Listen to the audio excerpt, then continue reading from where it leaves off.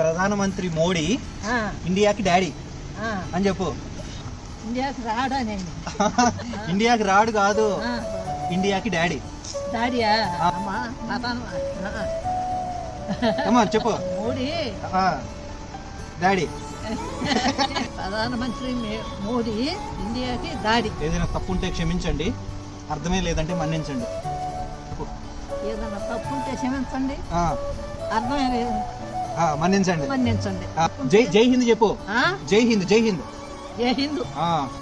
రోజులు మళ్ళీ రావు.